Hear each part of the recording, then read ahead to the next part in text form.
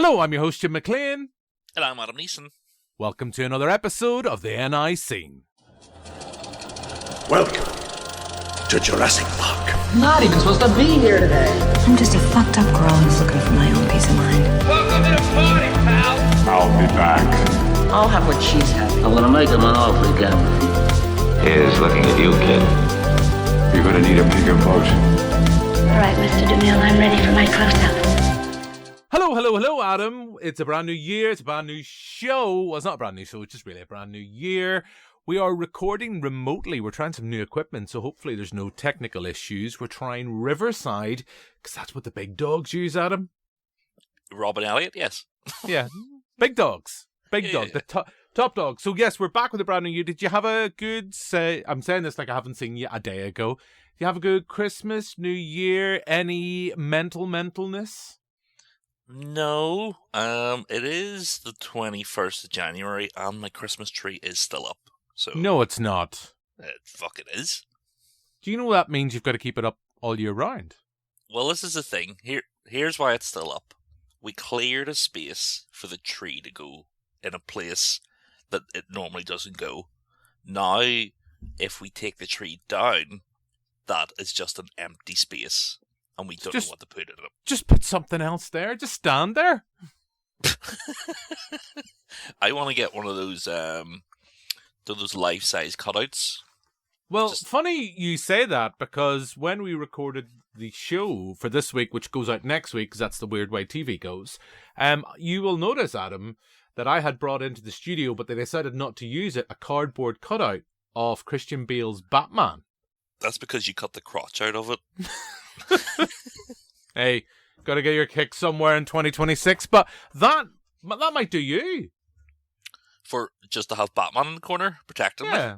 Well, you know, you're East Belfast, you need all the help you can get. Well, there's plenty of vigilantes in East Belfast, unfortunately. That's very, very true. Yes, so, the Christmas tree's still up. It's 21st of January as we record. So, we're kicking things off. We've got a few new ideas. As I say, we're going to try remotely for a little while. Again, last time we did this, it was for studio reasons and for my health. This time, it's just because I'm lazy. But as I said, just wanted to try Riverside out. So if it's pants, it's pants. Hopefully it's not. But anyway, right. We are going to be talking about some of the releases this week. We'll be talking about 28 Years, The Bone Temple, which you and I have both been... We've both been to see. We've both seen that. And I believe, Adam, the king of podcast features, you have a new feature for us. I do. Inspired by... something you've seen elsewhere. Probably stole it somewhere. The one that's in the back of your head, and you're like, that's a good idea. And then you realize, that's just the plot to Shawshank Redemption. Yeah, that's a bit like me when we were talking the other day, and I said, oh yeah, what about we do like the 0% Rotten Tomato movies? And you said... That's Joe's idea. Yeah, and I was like, we'll not do that then. Right, okay. Hi, so, yeah, we love you, Joe, the old Arspert. So, very quickly, out this week, couple of films, couple of big releases, well, big-ish releases, I guess. If you're not on the island of Ireland, this will be the first time you'll get an opportunity to see Saipan. I think it's got 12 nomination at the IFTAs, and great film. I don't know if you've got a chance to see it yet. I know Joe McElroy loves it. Speaking of the Arspert, he is a big fan of that film.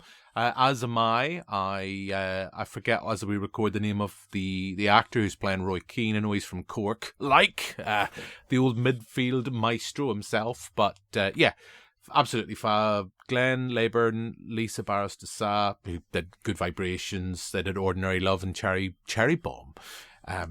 Big fan of them.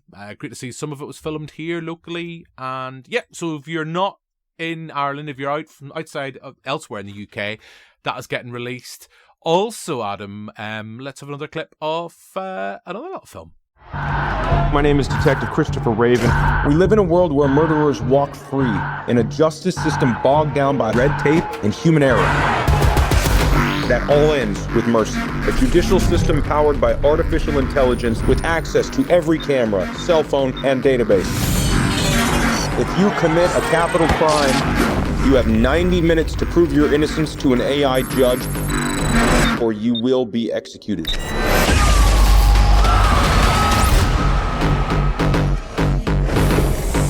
Detective Raven, I'm Judge Maddox, and this is the Mercy Capital Court. Hold on, just wait a second. You're before this court today charged with the murder of your wife. I loved my wife. I didn't hurt her. If you are innocent, prove it. So that's a clip of Mercy. Have you seen this? This kind of jumped out of me in nowhere. As I said to you, it was the actor that was fat and now skinny, and that, of course, is Chris Pratt. Who did you think I was referring to? Well, I was trying to guess. Now that I've thought about it, I did say Hurley from Lost, but he's still a big chunker. Hurley from Lost, if he lost the weight, would have played a great John Belushi. That's a good call, actually. But unfortunately, he's living in Hawaii, still doing Hawaii 5-0. He's, Dano. Right. Well, Hurley is not in Mercy. Sci-fi feature, I think, isn't Rebecca Ferguson in this as well? Sci-fi, basically, the plot is, if I'm right, I'm just going to get it up on IMDb just so everyone knows I'm not lying.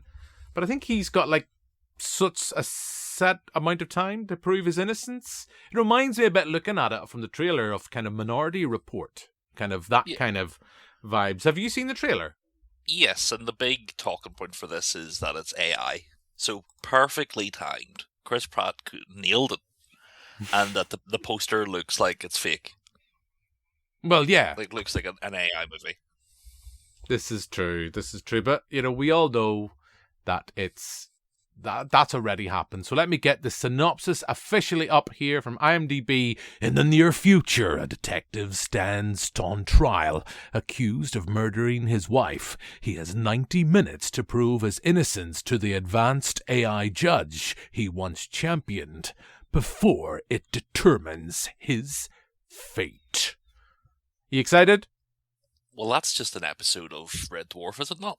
Is it not the Inquisitor in Red Dwarf? Yeah.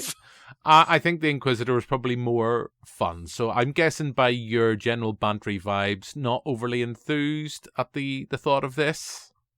Chris Pratt, when he's not playing Star-Lord, just gives me the ick. Parks and Rec? Well, Parks and Rec, yes, but then he lost the weight and he was like, God is my one true partner. And I was like, oh, Chris, why shag fucking Schwarzenegger's daughter? Do you think he's just shagging her just because he secretly fancies Big Arnie? Well, would you not be doing the same? You'd be like, would you in the bedroom with her? Oh, your daddy, what does he do? I'm a cop, you idiot! Stop whining. Yeah, that's kind of what I was going for. We've got another bit of, in terms of other films that are out, I believe this week, The History of Sound, another Paul Mescal film, if you haven't had enough, with Hamnet, which we talked about on the TV show a couple of weeks ago, and I did a lovely interview in Dublin with the original author, the author of the book it's based on, Maggie O'Farrell, which was a lot of fun, I should say.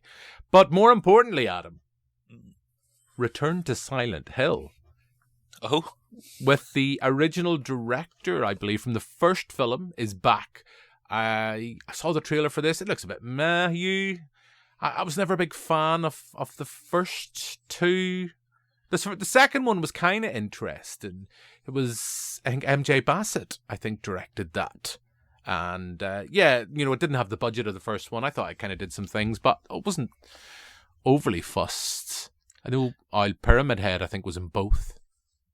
Do you know the Family Guy sketch where it's the ostrich in the crowd and it's just him and he goes, ha-ha? Mm-hmm. That's going to be James Oliver watching the new Silent Hill movie. Just him by himself. James, if we're listening, we love you, really. But nobody else is excited for this. Nobody else. So clearly, have you seen then online, is clearly the lovely James Oliver, frequent contributor on this pod, and I'm not sure if it's still the Huey Lewis, you like Huey Lewis and reviews, I'm not sure, because I know he does change it from time to time, but clearly you have seen that Mr. Oliver, local blogger, is enthused about Return to Silent Hill. Yeah, and it's one of those movies, the Silent Hill movies, to me, are just... They're not just fine, they're a bit terrible, but, they're taken from the video games, and it's again, I've spoke about it on this podcast and the TV as well. The problem with the adaptations of this and Resident Evil is that the original concept... You didn't say that right. You have to say it in the way of the video game. Resident Evil. Resident Evil 4. The problem is that those video games are Japanese interpretations of 90s American action movies. So when the adaptations that are made by Americans come out, they sort of just lose a sense of what made them fun. Like, the costumes always look a bit off, and that's because they're meant to. But then when they translate it into this adaptations, they lose the ironicness of the costumes, so then it just looks shit. But sure, Pyramid Head. Third time's the charm, is that what we'll say? Yeah, who knows? Is Sean Bean back? I don't see his name listed on the credits. I think Robert Strange, Emily Anderson, Jeremy Irvine, and Hannah Emily. And I'm right. It's Christoph Gans. I think he directed the first one. MJ Bassett definitely did the second.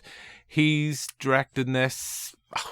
It'll probably do enough to scratch its face. And if James Oliver has fun at the cinema, isn't that all that matters? Truly is. Also, MJ Bassett, do you think she ever gets confused with Mary J. Blige? Happens to her all the time.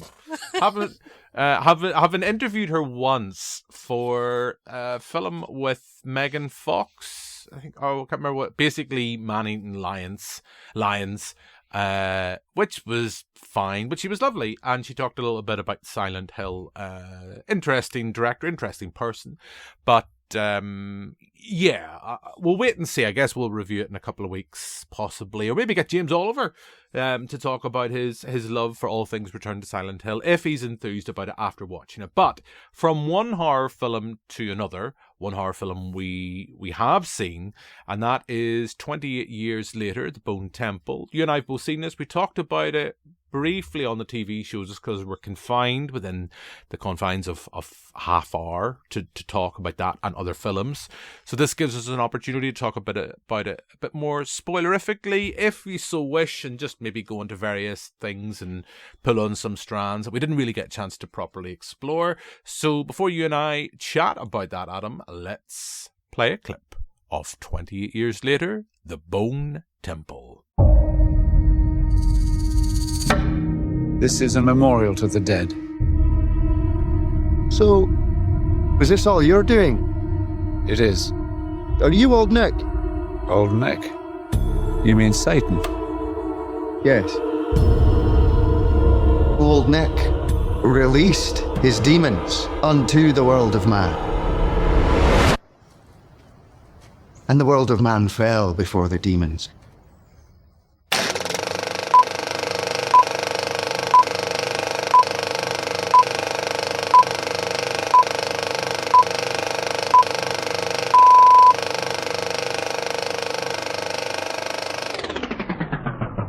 So that's a clip of the film. Adam, you and I talked about this. We were both pretty positive about this. Although you are a big fan of the Boyle film from last year. And now we have Nia DaCosta taking over. We've got the likes of Spike. We have Ralph Fiennes, or Ralph Fiennes' character, the favourite orange-skinned doctor coming back. And we have the Jimmies, Sir Lord Jimmy, who we've seen, albeit very briefly, at the end of the last film. So, yeah, you were quite enthused about this. Yeah, it's a movie that I was... It's nice to have a sequel that's out so close after the previous one, because it ends on a semi-cliffhanger with the introductions of the Jimmies. And when that original movie came out, everybody was like, oh, it's like the Power Rangers. That guy. Just because they're doing backflips, God forbid. But whenever this was coming out, I was very excited for it. Very excited for more of that gang, more of that story. And I was overall pleased. Overall enjoyed the direction and the acting, the storytelling was a bit, could have been extended for me. There's some stuff, Spike as a character sort of gets a bit sidelined, a bit lost in the shuffle. And I feel like when you watch the three films together, it'll be weird because he's sort of a main character in the first, and then hopefully a main character in the third, whereas the second one sort of loses him a bit. And then there's a lot of conveniences for the plot to sort of move forward. But saying that, I enjoy it enough and had enough fun with it, and got to see enough Willie that I think we'll talk about that. Yeah, that I was overall pleased with it, and it will definitely make my top 10 of the year. Oh, a bold statement in January. If a film that's out, and pretty much out the first week or second week here in the UK, I think it's released in the States at the same time. So if you're saying that's going to be in your top 10, I think that's a bold statement, good sir. So like you, I really like this. And I think I'm a big fan of Nia DaCosta. I am a big fan of Danny Boyle. Danny Boyle's still producer here. The first two have both been written by Alex Garland. I would imagine he's going to be writing the third installment here. We have Cillian Murphy as an exec producer, and I guess we'll maybe talk a little bit about whether or not he appears in this second film within this new trilogy. As we speak, the third outing has been greenlit. It's been confirmed. It's going ahead. I'm not sure if they've confirmed if it's going to be Boyle directing. I want to pull on this thread maybe a little bit later. Would we like to see, like somebody else? I'm not necessarily saying Nia DaCosta back, but would you like to see somebody else maybe directing the third and having three directors do this trilogy? Would maybe be an interesting thing. But yeah, overall I liked it. It's punchy. It's under 2 hours, so it doesn't test the bladder.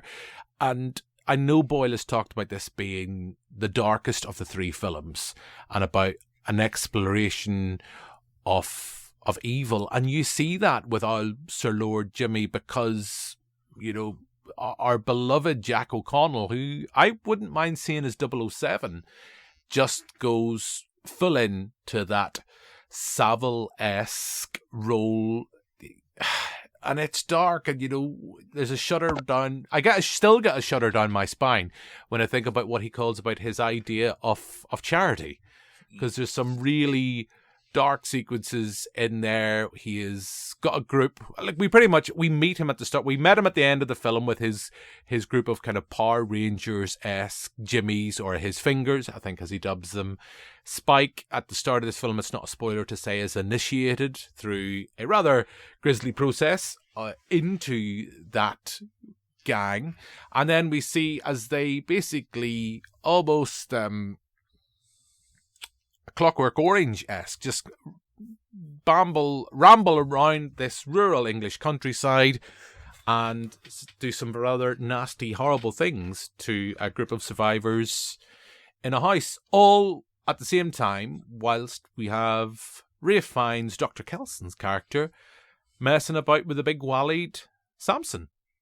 And I'll be honest, Adam, I could have done with and it's not just because of my appreciation of that Wally.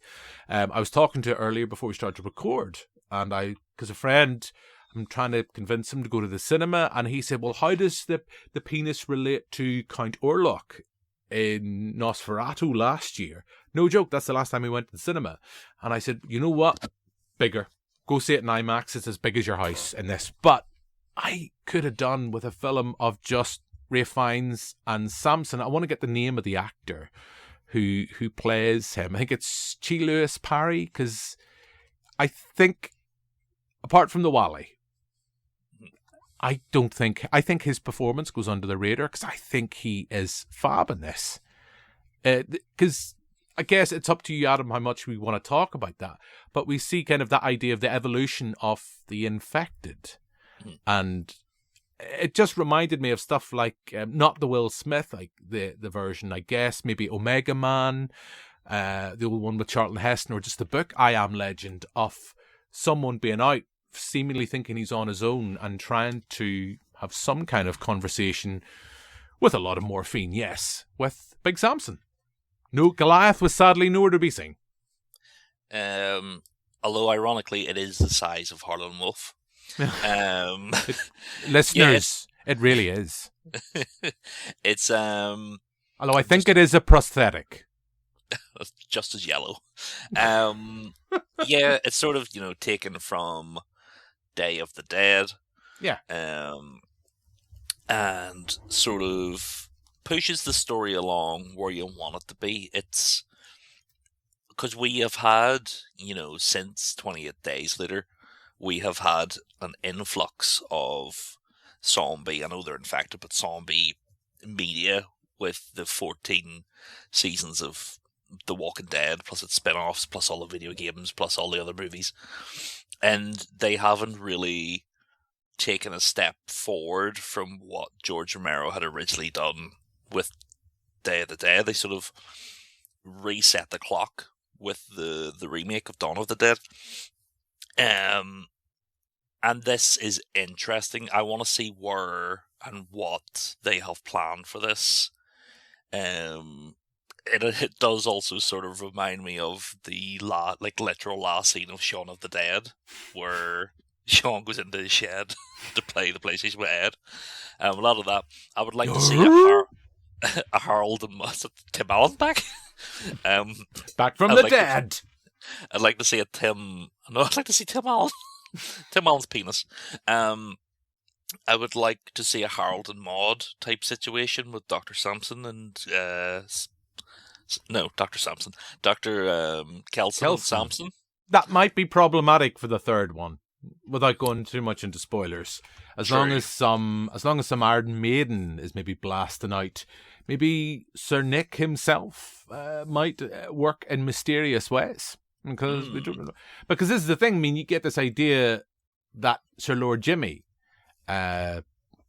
he's an opportunist. He's a nasty guy, and he's someone who I don't want to say slimeball, but I guess that's what he is. He's someone who's manipulating the situation, leading people with the promise of, I guess, leadership in this world that's been, just seemingly kind of finds itself in chaos. And these people don't necessarily trust him. They don't necessarily like him, but he is, I guess there's that sense of, well, what else are we meant to do? Which comes back to, I guess, a lot of people will make that comparison of A Clockwork Orange. There's a lot there in that sense. But this idea, I guess, that you see, there's one point he talks about, well, I'm a Satanist. They kind of talk about, I'm a Satanist because he prays to Sir Nick, the devil, to find him, and he just wants to go well beyond the fists, as he called them, his fingers. He wants to go well beyond that. And I guess you get that sense. What was the film? Oh, it was the director of The Descent did, and it's kind of the north-south divide in Scotland, not borderland. Doomsday? Yeah, I guess that's where you're kind of heading with that, the kind of Mad Max stuff you're kind of seeing, but in a very grounded, terrifying way. I mean, yes, visually they take the aesthetic of Jimmy Savile, and there's been a lot of talk about that, and I guess it kind of, I don't know about you, Adam, it reminded me of when we had 71 released a couple of years ago, and everyone was worried, like, oh, do we really want to see a film about a British soldier being left on his own in West Belfast, having to make his way through, and do we need to go through that with the Troubles? And then when you watch the film, it's like, well, that is a small aspect, but it's not a big part of it. And here they never really get into discussing Jimmy Savile. It's there visually, the aesthetic is there. It makes sense because you see a group of, particularly with Jack O'Connell's character. Spoiler, he is at the very start of the first film, the young child who's watching the Teletubbies, clearly watching children's TV. And in that world that we live in, the revelations about Jimmy Savile and the horrible, nasty things, I think as Caitlin said when we had the TV show, I mean, he is a sex offender. One of the UK's worst sex offenders. Those revelations never came out. So it makes sense. And I think I tried to talk about this, but maybe lost myself in the ramble on the TV show Shock Horror, was that I think people shouldn't be going in with that concern about that. I think it just adds to the kind of creepy aesthetic of the Jimmies, but it's not really. I mean, they could have been like the Shipmans, the Dr. Shipman. You know, that's the sense. You know, they could have been anybody. I think people would have been rightfully concerned or uneasy with the way the first film ended. And they said, "Oh, this is an interesting place. Where are you going to have this?" Okay, Alex Garland is still directing, but you've Nia DaCosta, who is, cine literate and she understands horror, but she's an American who might not get the complexities in the history of Jimmy Savile. We think of the first Joker film when Todd Phillips threw in the Gary Glitter track, and you're left going, oh, it works on that level, but it also works on different levels. And I would imagine they would be aware of that. I think it's hard to not be aware of what Gary Glitter got up to. But I know I kind of rambled there, but I think people were you uneasy? I mean, I was both oh, it's an interesting idea, but I am very kind of, uncomfortable. I guess that's what cinema should do, of how they're going to approach this, considering, I think, as I mentioned, the TV show, there will be people out there that were abused by Jimmy Savile. And to see that have, in the way that 28 years later left it with its almost kind of, here's something completely different, I think they would have been concerned. And I guess what I'm saying, what I could have said in 5 words as opposed to like half an hour, the sense that I think those concerns that people may have, if you haven't seen the film yet, don't go in thinking this is going to be, don't go in expecting a lot of talk about Jimmy Savile, because there's not. No. I wasn't really concerned about it. I thought it was just an interesting touch, and I don't know if it's because, I would have been the same age as Jimmy when the outbreak happened. So to me, Jimmy Savile was this figure that I didn't know anything about, apart from he was a charity worker. So whenever I grew up and all of the revelations came out, it was sort of like, he was this ridiculous man who was able to fool so many people into believing his cause, which translates into exactly what Jimmy Crystal in the movie is trying to do. I think separating it from, what he is the... people get offended watching movies with sex scenes in them these days. It's I didn't get offended during The Housemaid. Definitely didn't happen to me. Woo woo wee wah. Hello, Sydney. You may have your problems in terms of your political opinion, but woo woo wee wah. Babylons. But it's just one of those things. It's like to give it the 24-hour clock, fucking restart it, like Dennis Reynolds likes to say. This won't be an issue come next week when anybody's talking about this movie. It's like watching the Warriors and being like, hold on a second, those clowns don't play baseball. But yeah, it's a weird topic, because now you see Americans dressing as the Jimmies, and then people be like, do they know who that is? But they're not dressing as Jimmy Savile, they're dressing as the character of the Jimmies. Yeah, funny, this popped into my head because I'm kind of thinking, like, Halloween time, are we gonna see that? And do we need to see that? And it's maybe a discussion for another day, but that does, like, I was sitting thinking about it as I was watching the film, and I was like, that it does make me feel, I come back to not concerned, it's just something I find uneasy. But that's just me, and I'm not kind of being, what do you call the clergyman in The Simpsons? Reverend Lovejoy? I'm not being Reverend Lovejoy's wife going, won't somebody think of the children? I'm just like, it's just a bit, for but isn't me. That the point? I guess that is the point. I know, and I guess what I'm trying to say is, like, in the sense, I went in with concerns about how they were going to deal with it. I don't think they go into talking or reason. Like, I don't think they mention Jimmy Savile. I think is it Grand? I can't remember what they call him. There is a reference to it, but it makes sense because I come back to that point when this all hit. You're getting an idea of fragmented pop culture kind of being picked up and your memories of things, and they talk about the Teletubbies. I think people should be more concerned about reclaiming. I think it's Tinky Winky gets brought up in this, and I want to save Tinky Winky's good name. There's a lot of, almost kind of, dare I say, a little bit of, come on, now you don't need to be doing that type of dancing with a bit of Tinky Winkiness. I want to, it's interesting. We have seen films like that have dealt with this before, about kind of how people kind of like could certain bits of pop culture, or I'm trying to remember the film where they kind of have this will not make the cut. I can't remember the name of the film, but there's a film where you have someone who's like, this is what humans use this for or that for. But it's interesting, and I'm really intrigued to see where they go. I think, without going into spoilers, possibly the Jimmies are done now going forward in 28 years later. I don't know. We don't know what's going to happen with the third installment. Sir Lord Jimmy doesn't come to the best of endings, or does he? It's kind of left a little bit ambiguous. Mm-hmm. But I don't know. It's interesting, but I also think, like, if you have a villain like that, if you're going to lose that for a third outing, is that a bit of a shame? Mm-hmm.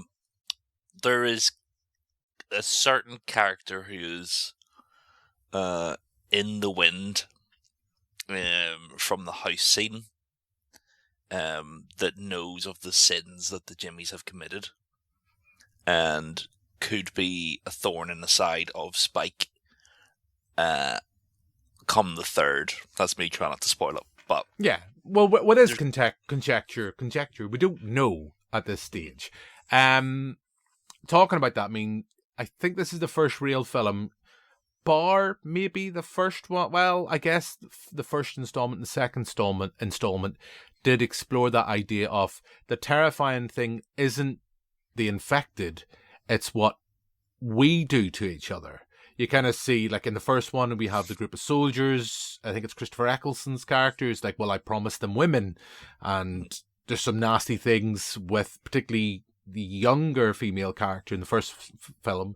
Second time, it's that idea of the army, kind of how they deal with it and how they deal with each kind of society, and very much like a post-Iraq war movie. I don't think we got too much of it in 28 years later. But here we do see the sense of the horrors of men on each other. Like, there's that sequence with the Jimmies when they offer charity to this group of people. They kind of basically storm in and kind of almost take over their house in this rural setting. And I didn't have to turn away, but it is like, it's not nice. It's you will watch it in your cinema seat. I find myself squirming and uncomfortable. Mm-hmm. It is one of those. I don't know if I said this to you, but I could have had the whole rest of the movie just based in that house, and then had the sort of Bone Temple stuff afterwards. In the third movie, where it's sort of just a Straw Dogs type defense in the house. I did like the fact that Ralph Fiennes' character did almost go, Macaulay Culkin, Kevin McAllister-esque, as he planned to, I've got to defend the Bone Temple. You guys give up, or you're ready for more? That's the thing, though, too. Not as many zombies. Not as many zombies. There's enough zombies there. And definitely you see Nia DaCosta is clearly a director who's a fan of a jump scare. And she knows how to execute them, and they're done well. And the film doesn't rely on them. There's maybe about 3, maybe 4 I can think of. and they got a reaction. It was a pretty busy screening I went to see, and by and large, nobody seemed bored, nobody walked out, and yeah, the jump scares worked. I mean, Nia DaCosta is a director I like, and I guess coming back to that point I mentioned earlier on, vaguely, or I'll just come back to that and pull on that thread. She's an interesting choice of director, and I think it's an interesting comparison here with Candyman. I know I can hear, if she's listening, Victoria Brown going, "No, you didn't like Candyman." The remake, I did like. There was parts of that film I really liked, but I felt it was a film being pulled by Nia DaCosta and her style, and Jordan Peele, and it was being pulled apart in the kind of politics, which is rightfully so, and is very much a part of the Candyman verse. And in the world, depressingly, we found ourselves then, and still now in 2026 was there, and I think it muddled itself. I think here, I don't get a sense that Danny Boyle, as a producer, I could be wrong, could go completely wrong. I don't know, unless Danny Boyle's going to walk in to your house or my house and say, it seems like she was given more freedom on this to just direct the movie. Mm-hmm. And I don't know if you want to go down the thread of talking about Candyman, if you want to talk, like, I personally was like, there's a good horror filmmaker, knows what she's doing. You can see she's talked about being influenced by horror video games like Resident Evil 2. She's talked about it on various interviews. She knows what she's doing in that genre, and it just feels like me on this, she's been allowed just to kind of get on and direct it, and it's not been bogged down when, dare I say, with Boyle's own first film, which I know you're a big fan of and I know you prefer to this. Boyle's film did kind of step in and kind of really try to push hard that the broken Britain aesthetic from the first one. You don't get that here, which I'm glad, because I that was my concern. Are you going to get more of this kind of ramped down, and the sense of the Jimmies are a product of that? But you don't. You just get really a sense of, Jack O'Connell's Sir Lord Jimmy is a pretty horrible, nasty guy. He's an opportunist. He's going to do what he's going to do, but that's nothing to do. Look, I'm rambling. Pick up Adam and chat where you want to. Pull on that, whatever you want to dissect. I think DaCosta and Garland writing sort of get both the twin sides of humanity, the cruelty of man and the kindness of man.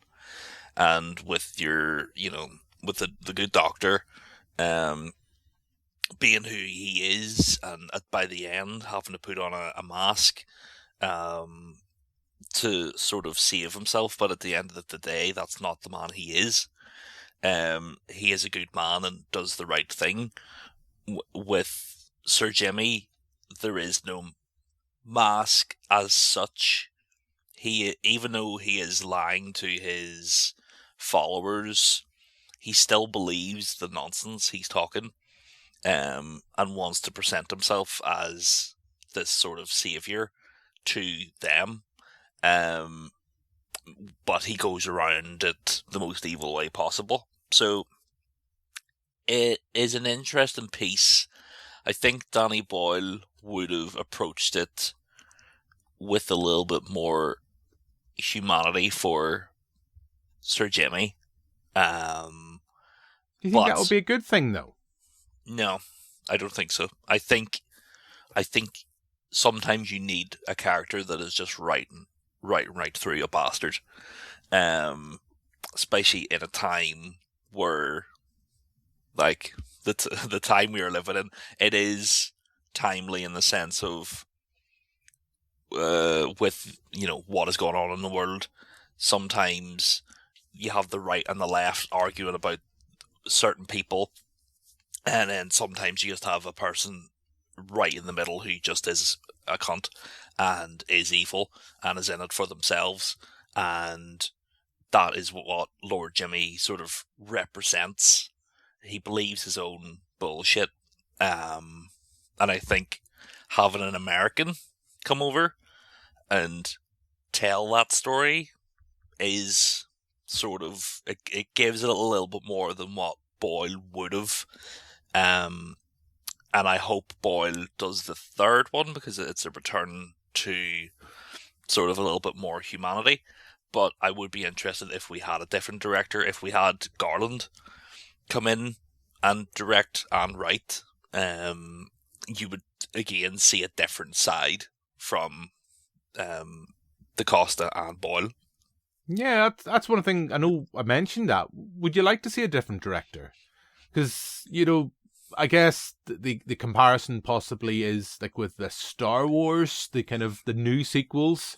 We had JJ for the first one. Everyone kind of liked it. And then we had Rian Johnson. I liked it. I don't know about you. A lot of people didn't like The Last Jedi. A lot of people didn't like The Last Jedi. And then we had JJ come back on. Everyone liked the first film. Everyone liked the old Palpatine. They need him back. Somehow he returned. And you get a bit of a mess of a final film. I mean, at the end of the day, yes, the films, the director is the director. Everything is there with the script. And I do get a sense with this, as opposed to, say, Star Wars. Well, I know we're going to have new Star Wars films out this year. Of course, you're Outer Rim Rambling as well with your good mate, the lovely Danny from Fright Club NI, for all your Star Wars fun. But this, I hope, and has the look of a trilogy shock horror cinema that might actually be semi-planned. In the sense that this does feel like the Empire Strikes Back moment, where we have some of the darkest stuff happening, and then you're going to hope that by the time we reach the latter stages, particularly in a sense where we see some of the stuff between Dr. Kelson and Samson, how that evolves and changes near the end of how we see someone potentially looking at ways, should I say, to cure infected, to allow them to speak. That's as vague as I'm going to be. There was one moment very early on in the film, and I know it's going into spoiler territory, where we do see Dr. Kelson just kind of chilling out beside Samson, as you do, having a big look up. I don't know if he had his loincloth or not at that point. I don't know. But he just like, wouldn't it be great if you could speak, Samson? And I kind of went, oh. I mean, it's just, then there's a sequence later I think would have had more impact without that line. Let me pitch something to you, Jim. 28 years later, the musical, and it's just Dr. Seuss. I can sing. I thought we were going to go Young Frankenstein there. From Som Bay to Som Sea.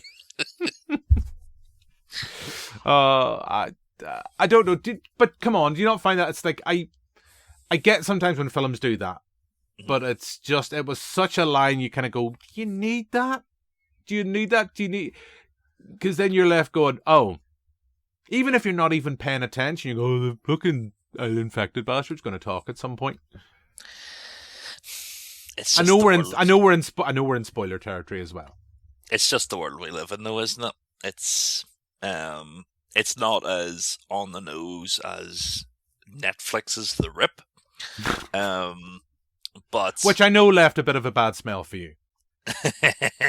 Jim got a kiss. I didn't actually. I didn't. Just want to clarify. Just if you watch the TV show, I bet Jim a kiss that he could sneak in some fart puns about The Rip, and he did twice. One was very forced. One was up there for me with Dr. Kelson, Ralph Fiennes in this, where it's like, you've asked me to do a fart joke, I may as well just say, I have been asked to do a fart joke for this little section. But yeah, I know what you're saying, and I guess that's the world we live in, and directors and writers have been talking about this and talking about people's attention spans quite a lot. And in a world where the cinematic experience is under threat, I think just having the courage as a writer, as a director, to do the Chris Nolan approach and just say, keep up.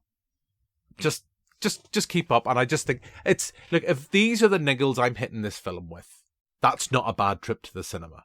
If I'm saying, there's one line, I just go, I think you could have done without, purely for the fact that when something may or may not happen later, I think it has a little bit more impact. And the things as much as I love the visceral nastiness of the stuff that the Jimmies get up to, not that I like it, but I think it's what I want from a horror film to make me feel uncomfortable. I also love the quietness of those moments between Fiennes and Samson's character. And then, let's be honest, Adam, one of the best needle drops I can think of in recent years, and something that is knowingly funny. It's meant to make you. I don't think it's meant to make you laugh, and I guess that's probably a knowing choice, given minutes before that sequence. Well, maybe 5-10 minutes. We've had something really nasty happening to people, and then you have this kind of Ralph Fiennes giving it stacks to a bit of Iron Maiden. I think the whole soundtrack is a banger, but that specific moment is much needed, and I feel like if you didn't ham up the comedy of it, people would have laughed at it either way. So it's better leaning into it than in it, because it's just a ridiculous situation. It's the same with the Jimmy stuff. It's like people come out of 28 years later, the first one, and go, "Isn't it funny that they're dressed as Jimmy Savile?" Going into this one, like the immediately first 5 minutes is some of the most brutal stuff you'll see in cinema in a long time, and you go, "Oh no, this is some serious shit." So from that seriousness to an hour later, you're having a bit of a laugh because of what the Doctor is and who the Doctor is. That, I think that adds to the comedy too. You know, if he wasn't in it, if Ralph Fiennes wasn't in it until the end, and Jimmy was like, "Right, we're going to see Saint Nick," and then whenever they turn up to see Saint Nick, that happened, it would be more of a what the fuck. But the fact that you know who's Dr. Kelson is and who he is as a man through the first films, it's sort of like he is trying his best, because he's already made a promise with Sir Jimmy. He is trying his best to entertain children, even though they are, grown adults, but they are basically a group of children. Yeah. And do it weirdly reminded me of, do the way on, because I'm down with the kids, not in that way, not in the Jimmy Savile way, just, I don't know why I felt the need to kind of clarify that, but just, so I'm being clear, because I'm down with the kids on the internet, on the old interwebby, on the tickety talk. It reminds me of that sequence, is when you hear, like, kids listening to songs for the first time. Mm-hmm. And it's like that reaction of like, what is this? And it's like, you've got Iron Maiden blasting, you've got, pyrotechnics, there we go. You've got all this stuff going on. You've got a bit of kind of dancing, a bit of working out, pumping from Ralph Fiennes. You're just like, yeah, that's a reminder of like going, what the hell is this? As you meant, soundtrack is great. The soundtrack, and plus Nia DaCosta, having, watched some of her previous films, she knows how to do a good needle drop. And, you've got a bit of Radiohead, everything in its right place, which I still love just purely from Vanilla Sky, which I know a lot of film people do not like, or people don't like. And you've got a bit of Duran Duran in there. Mm-hmm. I like it because it's the sense that I love those little moments where he's in his little routine. He's kind of going off, doing his thing, completely normal in his own little world. Find a dead body, throw the skull into the burner, take the skull, put it up on the bone temple, and then go back and just listen to a bit of Duran Duran. And you see little photographs of his life from before, and he's someone who will have a better memory of that world that predated the outbreak of the infected, whereas you mentioned you have pretty much children who were born after that are now being led by this person that's using his fragmented, because he was only a child when it happened, how he's then manipulating them through his use of pop culture references. You imagine, like, I don't know if he's maybe shown them episodes of the Teletubbies, etc., if he's showing them episodes of Jimmy Savile. I don't know. Or, what was his show? Jim Will Fix It. Jem will fix it. That's the one. There we go. Went out of my head. But yeah, trying to think. I guess we've talked about it enough as we kind of want to wrap things up. Do we want to talk about how the film ends? I do have issue. I mean, my two small niggles. I've already mentioned the "wouldn't it be great if you could speak Samson" line, and then my niggle, as unspoilerifically as I will say, it feels like you walk into a different film, and the final moments, and then suddenly say, "Oh, we're kind of bringing them in together." It's like, will someone help them? Will they, or won't they? And it just felt a little bit, you know, that guy you wanted back from the first one? He's back. Again, for a movie that was full of conveniences, for it to end like that, I was sort of like, well, of course, it has to end in such a convenient way. Not to the fact that this certain person is back, to the fact that our lead characters just sort of turn up at their door. It's like, right, I could have done without that. If I just seen the person who it is, I would have been okay with it. But the fact that they're like, who's that outside? Oh, it's fucking wee Spike. Hi, Spike. Yeah, it's it's an ending that is inevitable to people, and if the character that we see is if he only has a sort of supporting role in the next film, that would be good, because I don't need to see. He clearly has a nice life, this person. It's Cillian Murphy. It's Cillian Murphy's Jim from 28 Days Later. I'm spoiled the fuck. I love how you tried to say, we tried so long to talk about it, and you're like, oh fuck it, it's just Jim. You could have said it's me. It's like Jim just kind of randomly shows up and is like, what am I doing here? But no, it's like, it's Cillian Murphy's Jim, and we don't see his partner from the first one, so I'm assuming she has passed on or no longer with him, or in the toilet. Or possibly in the toilet, but they do have a daughter, and we don't know where the younger girl who was seen in the first film alongside it, where she has went or what has happened to her. We don't know what's happened there. Brendan Gleeson's daughter from the first one. Yes. I've got Poe on my jumper.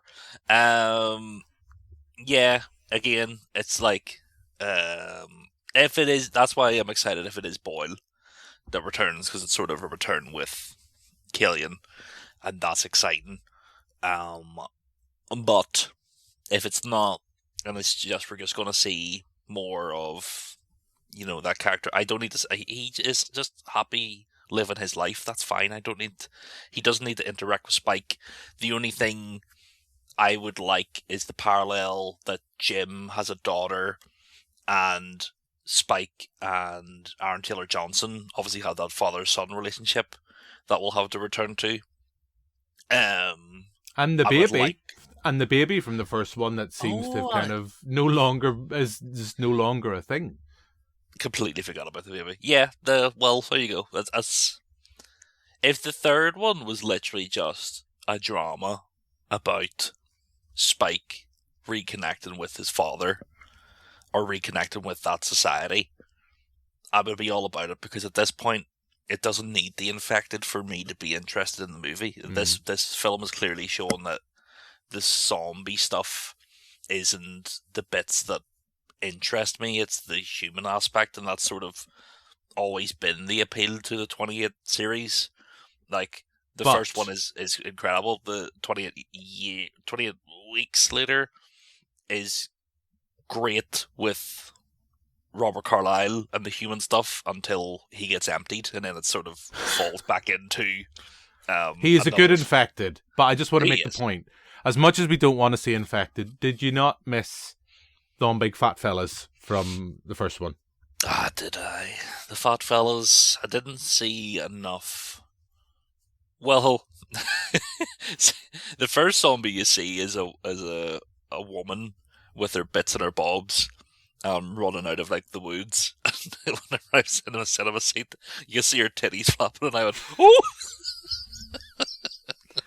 Then later on, you see Big Samson flapping, and you were like, "Woof!"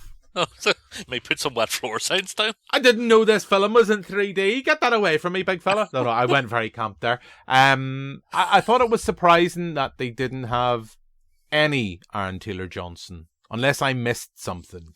There's nothing Aaron Taylor Johnson-esque. I get, for obvious reasons, go see the first one, why Jodie Comer is not back this time round. There's more of a reference, at least, to her. We do get a nod to her and what happened. Head is in it. Yeah, we get a nod to what happened to her and her character, but there's nothing of Aaron Taylor Johnson's, unless I missed it. That, I guess, has to be resolved. The baby from the first one, which is still a really powerful moment from the first film that took me, and I know my lovely wife, very much by surprise when we saw it. But we have seen that kind of stuff done before in other zombie movies. I think I made the point when we talked about it in the TV show last year, the first film.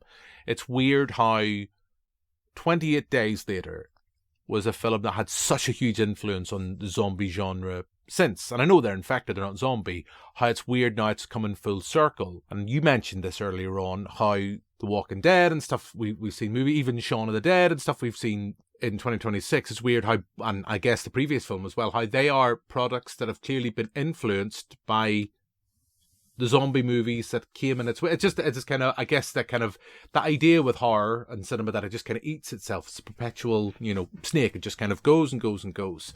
So yeah, I'm interested to see where they go for the next one. But you're saying anything else? The zombie genre eats itself. Hey, I'm cleverer than I think, or maybe I'm not. I don't know. Maybe I just don't give myself enough credit. Right. I think that's enough of us talking about 28 years later, the Bone Temple. I think we'd both. I think I'm more enthused about it than you, and I do really like this film. I think it's just kind of a nice, punchy horror film that doesn't rely on shock value. Its soundtrack to scare you, and there's a bit of depth there. But I know you clearly prefer the previous installment a little bit more. Yeah. Emotionally, it hit me more, but but the first movie is designed to be that way. It's just the sort of some of the plot points are a bit too on the nose for me, the way it progresses, but I still really enjoyed it. I think it was really good having Caitlin on the show this week, if people haven't watched the telly show, because she is, for all intents and purposes, like the common man viewer. She likes movies. She doesn't, people on the show, people like us, we see movies every week. We're analysing them through and through. Whereas Caitlin is just like, is this good? She hadn't seen any other 28 series movies. Going in, she knew nothing about it, watched it, said it was one of the best horror movies she's seen in ages. So obviously, if she is like the general public point of view on this, it clearly was a winner for that specific audience as well. Yeah, I would agree. And as long as those films that she gets to see are all on at house parties, she'll love them. Right, Adam, do you want to introduce, as we wrap up this week's show, your Fan Dabby Dozy, there's a reference for the kids, new feature that you think could possibly break the internet? Yes. If it hasn't already broke it by somebody else who came up with the idea originally. Yes. So we're going to play a game called Letterboxing, which is... in no way officiated, in no way associated with Letterbox. Don't even know what that is, mate. So we're going to take 28 years later. Because it's been out a little bit longer. I've got this in front of me. There's a few that have definitely caught my attention. And we're going to go to the lowest reviews on Letterboxd. Because we both obviously like it. Yeah. And then after this, we're going to read some of the funny ones we find. After this, the game is I'm going to pick a movie, which is sort of related to 28 years later, and read some of the reviews, and Jim has to guess what the movie is. Okay. Right.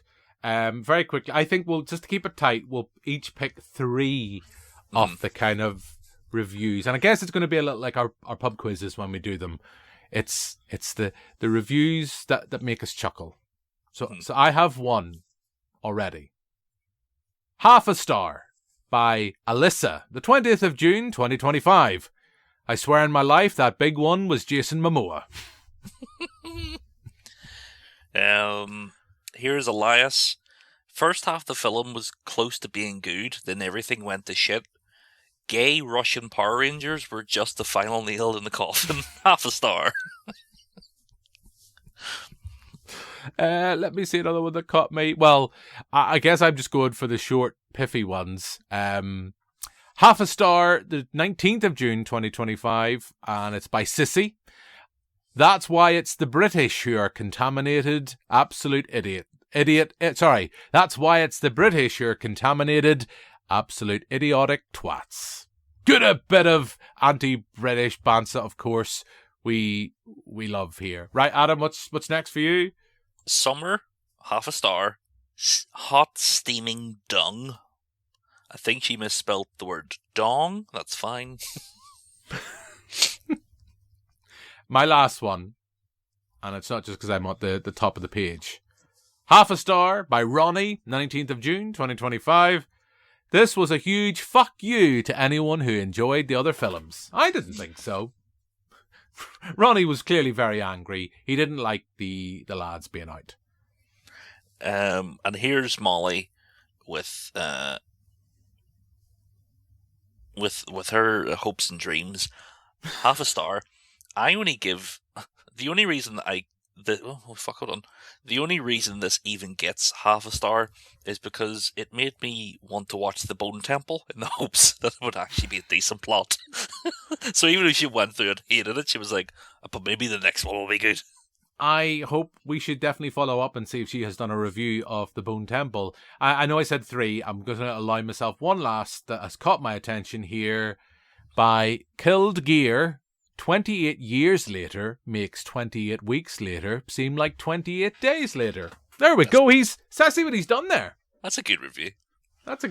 Right, okay, Adam. Now it's the official game. Let's see. And if I don't shout the housemaid. Right, so I'll go from the lowest reviewed to highest reviewed because I think the high reviewed ones will sort of give away what it is. So we'll go half a star. All right. This is from Gregor Twisley. It's like a Guy Ritchie movie, but in the worst possible way. And then this is in bold. But fucking hoof that baby up, feed lad, have it. Right, so it's like a Guy Ritchie movie in the worst possible way. So it's not directed by Guy Ritchie, but it's obviously that geezer. And it's somehow connected to zombiness. Or is it? I'm going to say Dawn of the Dead? The remake? No? Nope, that's your one guess. Right, next star. 1 star. Let me see.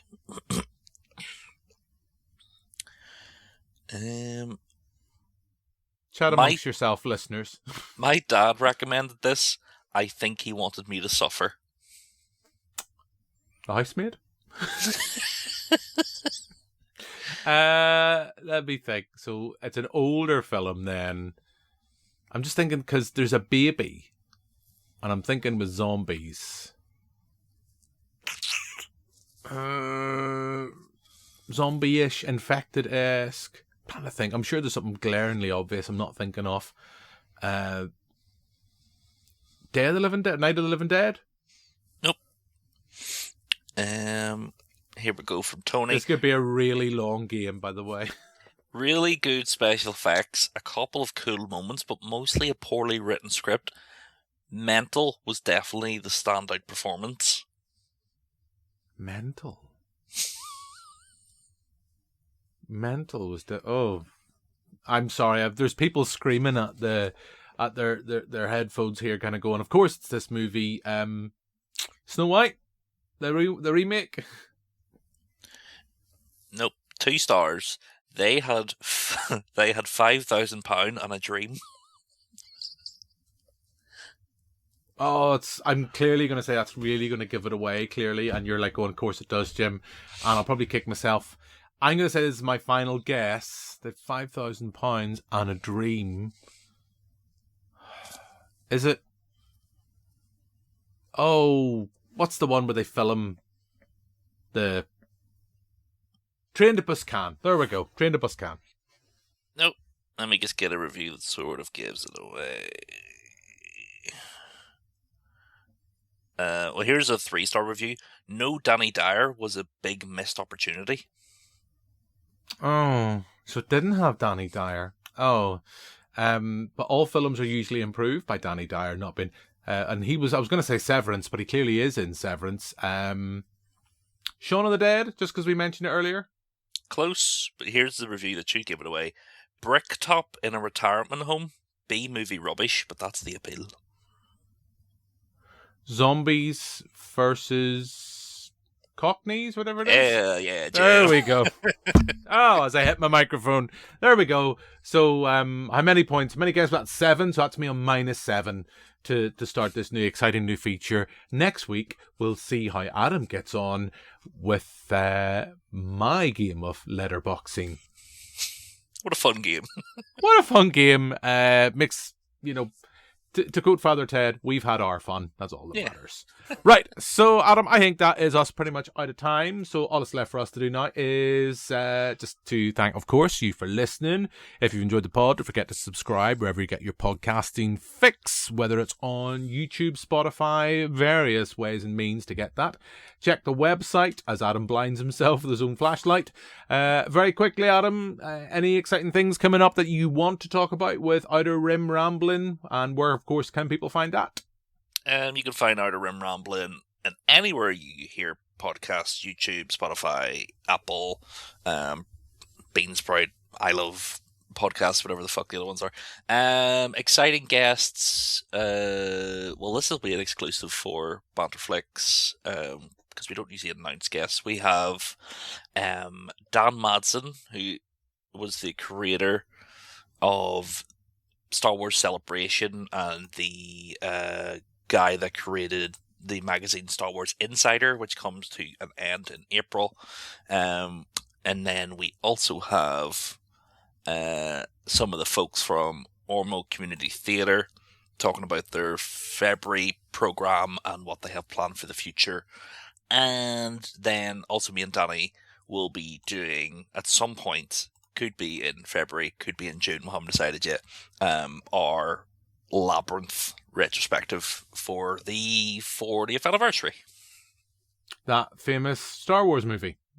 Well, it's produced by George Lucas. We're allowed to we'll delve into other stuff. Same universe. That's what you're kind of saying. Okay. And just to be clear, was it Ormo Community Cinema, not theatre? Yes, Ormo Community Theatre is a different group that just show pornography in the back, the back of Pizza Hut. Hey, you had me at pizza, right? Here, smell of cheese.